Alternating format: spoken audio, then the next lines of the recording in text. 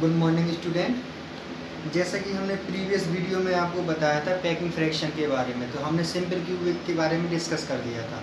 आज उसी को हम आगे नेक्स्ट लेक्चर में बताते हैं आपको।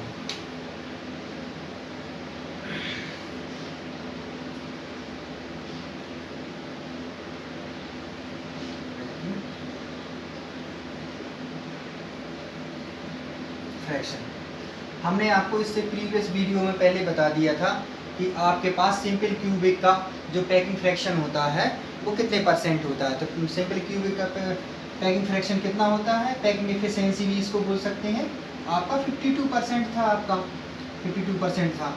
इसके बाद हमने बताया था कि हम बॉडी सेंटर का और इसके बाद फेस सेंटर का आपको पैकिंग फ्रैक्शन या पैकिंग एफिशिएंसी बताएंगे। तो आज हम उसी को स्टार्ट करते हैं। तो सबसे पहले हम डालते हैं आप बॉडी सेंटर के लिए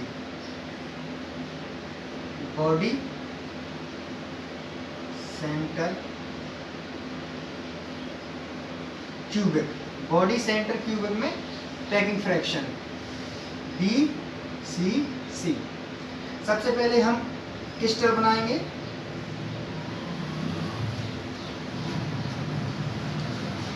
ये आपका हमने एक क्रिस्टल बना दिया।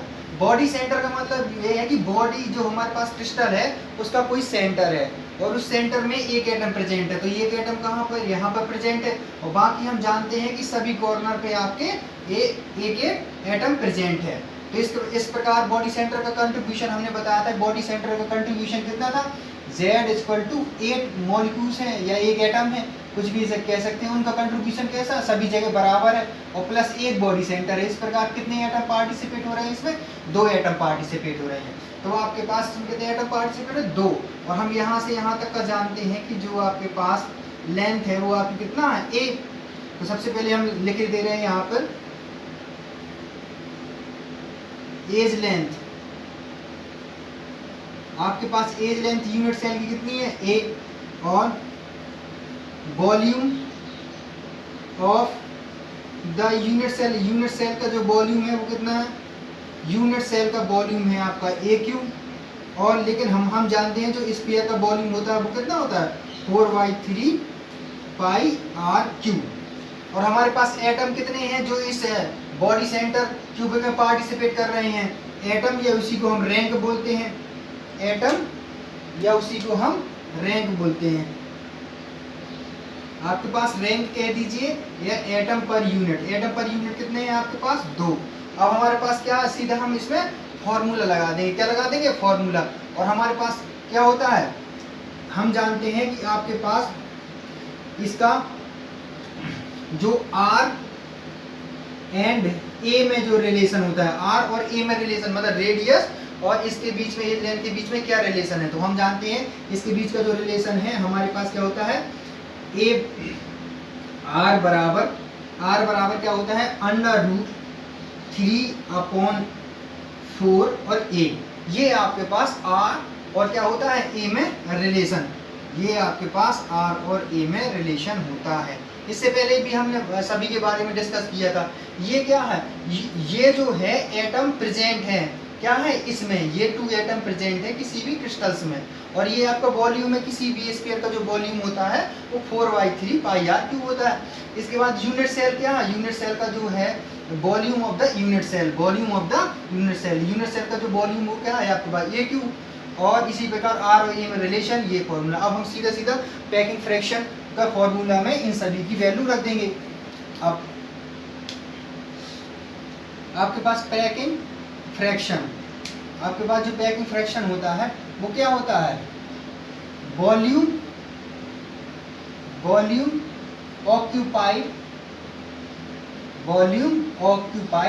बाय एटम कितने प्रेजेंट है और हमारे पास स्फीयर का वॉल्यूम कितना है, बटे वॉल्यूम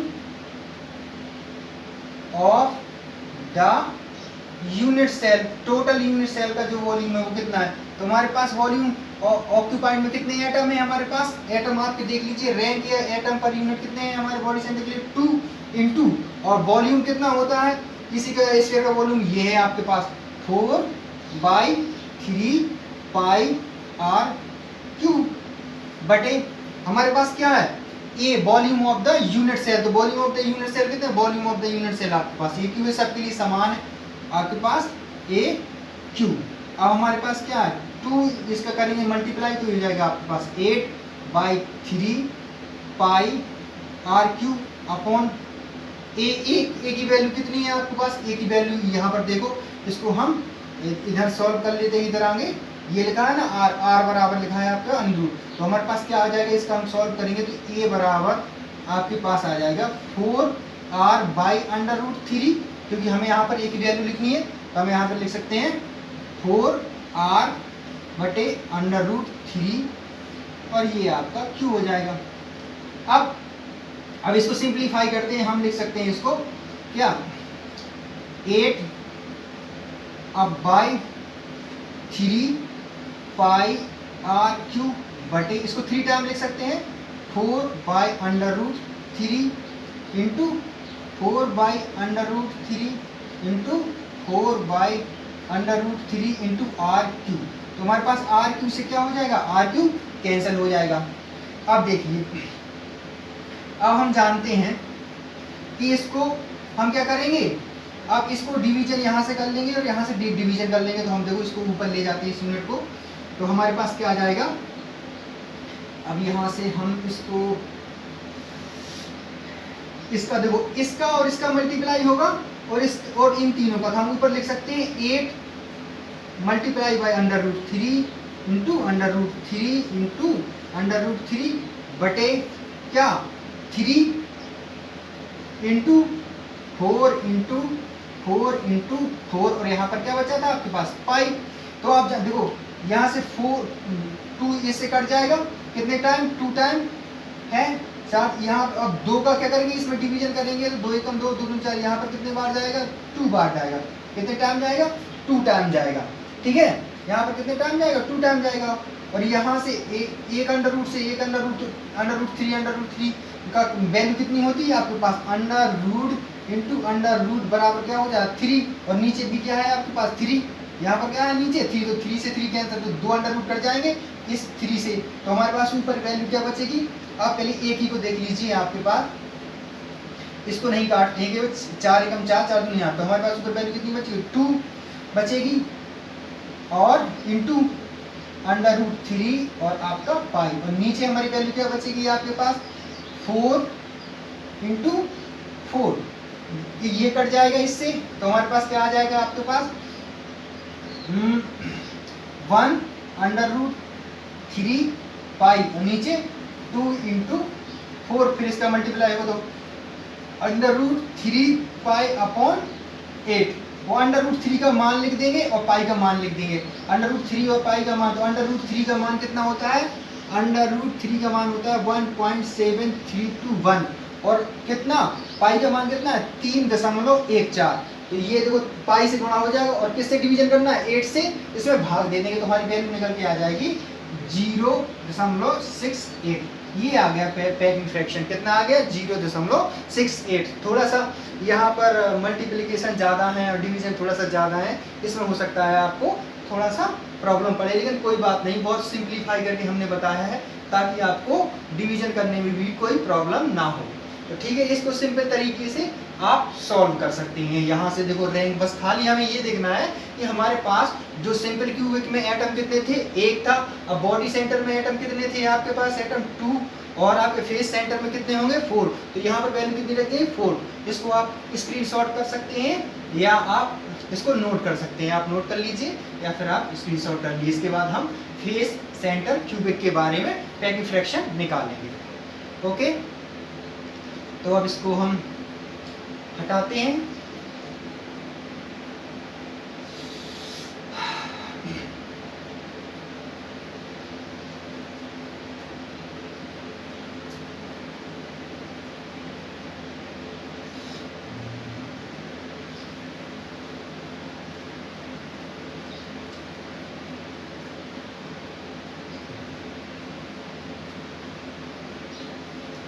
अब देखिए पैकिंग फ्रैक्शन हमने सिंपल क्यूबिक के लिए आपको बताया, बॉडी सेंटर के लिए बताया, अब लास्ट जो आपका है फेस सेंटर के लिए, तो फेस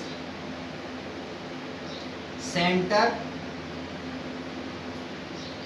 क्यूबिक, इसको बोलते हैं हम FCC। इसके लिए पैकिंग फ्रैक्शन निकालना है, तो सबसे पहले हमने बना दिया आपका क्यूब, ये आपका एक क्यूब हो गया। अब जो फेस होते हैं, फेस का मतलब होता है किसी भी रूम की दीवारें। हमारे पास एक रूम में कितनी मैक्सिमम दीवारें होती हैं? 6। एक तो दाएं, एक 4 तो होती है सामने, आमने सामने दाएं बाएं, एक ऊपर एक नीचे। तो ये क्या कहलाता है? ये सब फेस कहलाता है। क्यूब के कितने फेस होते हैं? 6 फेस होते हैं। और एक दीवार को यदि रूम के हम बीचों बीच लगा दें तो एक रूम कितने भागों में डिवाइड हो जाएगा? 2। तो उनका जो कंट्रीब्यूशन कितना रहता है? हाफ। क्या रहता है? हाफ। तो इस प्रकार से हम इसको फिर से देखो यहाँ पर बता दे रहे हैं, जो आप FCC का कंट्रीब्यूशन या एटम कितने पाए जाते हैं। तो हमारा Z इक्वल टू कितना होगा? हमारे पास कंट्रीब्यूशन कॉर्नर तो हमेशा सेम रहेगा, और प्लस और फेस सेंटर कितने, फेस कितने होते हैं? 6। और सबका कंट्रीब्यूशन कैसा रहता है? आधा आधा। ये हो जाएगा हाँ, इससे डिवीजन, जैसे 1 + 3 इक्वल टू कितना आ जाएगा? 4। तो इसी को हम रैंक कह सकते हैं, ये एटम। तो इस फेस सेंटर क्यूबिक में कितने एटम पार्टिसिपेट करेंगे? फेस सेंटर क्यूबिक में आपके 4 एटम पार्टिसिपेट करेंगे। तो देखो हम उसके बारे में बताते हैं। तो एज लेंथ सेम, यहाँ पर हम लिख देंगे एज लेंथ कोई नहीं, ये आपके पास सब सेम है। आप सॉल्व करते हैं यहाँ से। एज लेंथ वही है same, V volume 4/3 πr3 rank, या हमारे पास एटम कितने हैं? रैंक या एटम कितने आए थे आप कंट्रीब्यूशन? 4। अब हमारे पास volume of the unit cell का जो वॉल्यूम है वो क्या है आपके पास? AQ। और अब इन सभी का मान आप इसको हम क्या रखेंगे? अभी एक R एंड A में रिलेशन, आपके पास R और A का रिलेशन क्या है? तुम्हारा फॉर्मूला सेम है, R बराबर होता है √2A/4। तो इसको क्या सकते हैं? A बराबर लिख सकते हैं 4R/√2, क्योंकि हमें A की वैल्यू यहाँ पर लगी। अब यहाँ पे हम डालते हैं पैकिंग फ्रैक्शन। तो पैकिंग फ्रैक्शन क्या? आपके पास वॉल्यूम ऑक्यूपाइड बाय एटम बटे volume of the unit cell. Volume of the unit cell. तो हमारे पास वॉल्यूम कितना है? एटम पहले तो सबसे पहले एटम देखिए, एटम कितने हैं आपके पास? 4 into volume 4/3 πr3 upon volume of the unit cell AQ। इसके बाद मल्टीप्लाई करेंगे, चाहे तो आप सिंपल ऐसा ही लिखे रहेंगे, चाहे तो मल्टीप्लाई करेंगे। यहाँ 16/3 πr3 बटे, अब A की वैल्यू यहाँ पर है, A की वैल्यू कितनी है आपके पास? 4R बटे √2, और इसको क्या है? 3 टाइम। तो यहाँ पर क्या आ जाएगा? 16/3 πr3 बटे, हम इसको लिख सकते हैं 4 √2 इंटू 4 √2 इंटू 4 √2 लिख सकते हैं। और हमारे पास R कितना है? 3 का, RQ से RQ कट गया, क्लियर है। अब देख लीजिए, ये नीचे वाला नीचे वाला ऊपर वाले से मल्टीप्लाई होगा, और ये ऊपर वाला इससे। तो हम लिख सकते हैं इसको 16 इंटू √2 फिर √2 बटे, ये क्या है आपके पास? 3 इंटू 4 इंटू 4 इंटू 4, यहाँ पर पाई बचा ना, ऊपर पाई है। तो अब देखिए इसमें सीधा सिंपल से है, 4 का इसमें डिवीजन करेंगे कितने जाएगा? 4 टाइम। एक गया ना इस बार, फिर 4 एकम 4, तो 2 4 कैंसिल हो गए, क्लियर है, ठीक है। अब ये हम जानते हैं, ये हमारे पास क्या बचा? √2 इंटू √2 इंटू √2, और ये आपका पाई बटे 3 इंटू 4। अब देखो इसका क्रॉस होगा, √2 √2, तो हमारे पास क्या बचेगा? 2 बचेगा, यहाँ पर कर लिख दे रहे हैं, यहाँ पर क्या बचेगा आपके पास 2 इंटू कितना √2 और इधर कितना पाई बटे नीचे भी कितना बचेगा आपके पास 3 इंटू 4। अब इससे इसका डिवीजन हो जाएगा तो कितना हो जाएगा √2 पर कितना बचेगा 2 पाई बटे नीचे बचेगा 6 हो जाएगा। अब क्या है √2 का मान कितना होता है 1.44 इंटू कितना 3.14 बटे 6। इसका मल्टीप्लाई डिवीजन करने पर आपके पास 0.74 आ जाएगा। तो आपका एफ फेस सेंटर क्यूबिक का जो पैकिंग फ्रैक्शन निकला वो कितना निकला 0.74। इसी अगर पैकिंग इफिशियंसी, तो पैकिंग इफिशियंसी मतलब परसेंटेज में, तो परसेंटेज में कितना 74%। और खाली स्थान कितना बचा, खाली स्थान को बोलते हैं वाइड। वाइड कितना बचा, जो 100 में से 74 निकल गया तो हमारे पास कितना बचा आपके पास 26। तो मतलब ये है कि इस क्यूबिक सिस्टम में 74% पे आपके एटम उपस्थित है और 26% इसमें खाली स्पेस है। इस चीज को आप नोट कर सकते हैं या फिर इसका स्क्रीनशॉट ले सकते हैं थोड़ा सा। ओके, इसको हटाते हैं अब। ओके,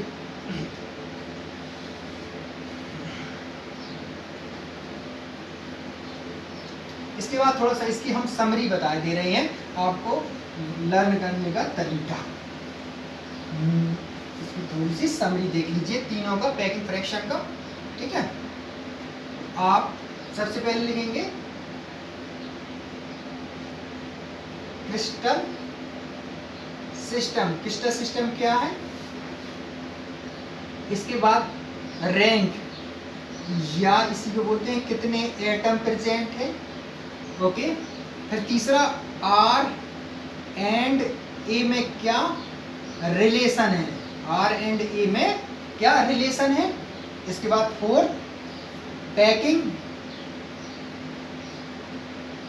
फ्रैक्शन और 5वां वाइड मतलब कितना स्थान खाली है। तो आप इसको एक सिस्टम से ऐसे बना लेंगे 1 2 एंड 3 4 एंड 5। तो देखो इसको हम बनाते हैं। सबसे पहले सिंपल का था आपका SCC सिंपल क्यूबिक क्रिस्टल्स में कैसा था आपके पास, और रैंक कितने एटम प्रेजेंट थे। तो आपके पास 1 एटम के कितने एटम थे 1 एटम, जो कि केवल ओनली कॉर्नर मतलब कोने पे प्रेजेंट थे, ओनली कॉर्नर प्रेजेंट है। आर और इसमें रेशियो कितना था आपके पास ये था A = 2R। ठीक है, या लिख सकते हैं R इस तरह से आप इसको लिख सकते हैं। अगर R का चाहिए इसके लिए तो R बराबर क्या लिख सकते हैं हम A/2। अब इसकी पैकिंग फ्रैक्शन कितना निकला था 0.52। अगर इसमें परसेंटेज में लिखेंगे पैकिंग फ्रैक्शन या इसी को पैकिंग इफिशियंसी तो 52%। कितना बचा हमारे पास 48% इसमें खाली स्पेस बचा। राइट, ये सिंपल क्यूबिक के लिए हो गया। अब इसके बाद बॉडी सेंटर क्यूबिक के लिए, तो बॉडी सेंटर क्यूबिक के लिए कितने एटम थे आपके पास 2 एटम 2 एटम। और ये कहाँ प्रेजेंट थे, कॉर्नर पर थे और कहाँ पे थे बॉडी के सेंटर में, बॉडी के सेंटर में था और कॉर्नर पे था। इसका रेशियो हमने बताया था आपको आर बराबर क्या था आपके पास, आर बराबर था √3 ये था, या फिर इसी को ए से निकल सकते हैं तो 4√3। इसी इसका पैकिंग फ्रैक्शन कितना निकला था 68। देखो जब एक एटम था तो उसकी परसेंटेज कम थी 52, अब 2 एटम है तो उसकी परसेंटेज ज्यादा है 68, और जब 3 होगा तो और भी ज्यादा होगी। इसी अब इसको 68 है, अब कितना बचा इसमें 32% इसमें स्पेस बचा जो वाइड कहलाता है। अब इसके बाद लास्ट है आपके पास FCC, मतलब face centre cubic. Face centre cubic में क्या था, कितने एटम थे आपके पास, 4 एटम। अब 4 एटम कैसे थे, ये कॉर्नर पे थे और फेस पे थे, फेस पे थे और कॉर्नर पे। आर बराबर क्या था इसमें, आर बराबर था आपका √2a अपॉन 4, और अगर ए बराबर निकालते हैं तो 4r अपॉन √2, राइट। इसका कितना निकला था पैकिंग एफिशिएंसी 74, तो कितना जगह बची थी वाइड्स में 26। तो इस तरह से आपके पैकिंग फ्रैक्शन बता दिए हमने कि कितना परसेंटाइल में कौन सा एटम प्रेजेंट रहता है, आर का रेशियो कितना रहता है और आपका ए का रेशियो कितना होता है, और वाइड में कितना स्पेस बचता है। इसके बाद हम अगला लेक्चर नेक्स्ट वीडियो में। Thank you.